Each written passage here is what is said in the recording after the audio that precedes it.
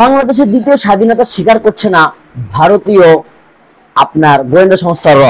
তারা আমাদের এই দ্বিতীয় স্বাধীনতাকে নস্যাৎ করার জন্য এখনো কিন্তু তাদের প্ল্যান প্রোগ্রাম চলতেছে। এক অবাক করা তথ্য দিল আপনার জার্মান ভিত্তিক গণমাধ্যম ডাব্লিউ, তারা বা ডয়েচ বেলে, তারা বলতেছে যে এই র আবার এই সেপ্টেম্বরের 1 তারিখ থেকে নভেম্বর পর্যন্ত তারা একটা পরিকল্পনা হাতে নিয়েছে এবং এই পরিকল্পনার মাধ্যমে তারা এই দেশকে অস্থিতিশীল করে রাখার চেষ্টা করবে এবং এই সরকারকে তারা একটা চাপে রাখার চেষ্টা করবে যাতে করে এই ডক্টর ইউনূসের সরকার টিকতে না পারে। এবং তাদের প্ল্যান এরকমও রয়েছে যে তারা এই আওয়ামী লীগের মাধ্যমে এই দেশকে আবার তারা শাসন করতে চায়। তাহলে বাংলাদেশ কি আসলে স্বাধীন নাকি বাংলাদেশ ভারতের কোনো অঙ্গরাজ্য? এ নিয়ে আসলে এখনো আমাদের মধ্যে দ্বিধাদ্বন্দ্ব রয়ে গেছে।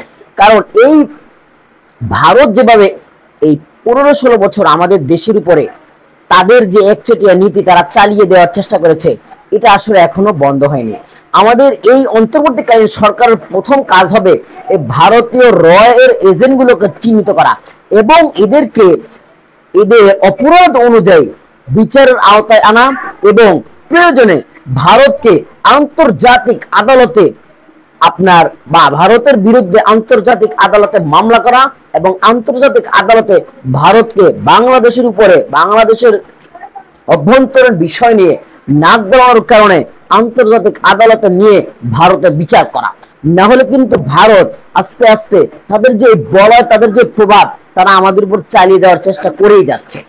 এতে আমরা স্বাধীন হলেও মূলত আসলে আমরা স্বাধীন নয়, আমরা পরিচালিত হচ্ছি ভারতের যে গোয়েন্দা সংস্থা র রয়েছে তার দ্বারা। এভাবে তো আমরা আসলে স্বাধীনভাবে চলতে পারি না। আমাদের দেশের কোনো কাজকর্মগুলো স্বাধীনভাবে তাহলে হবে না।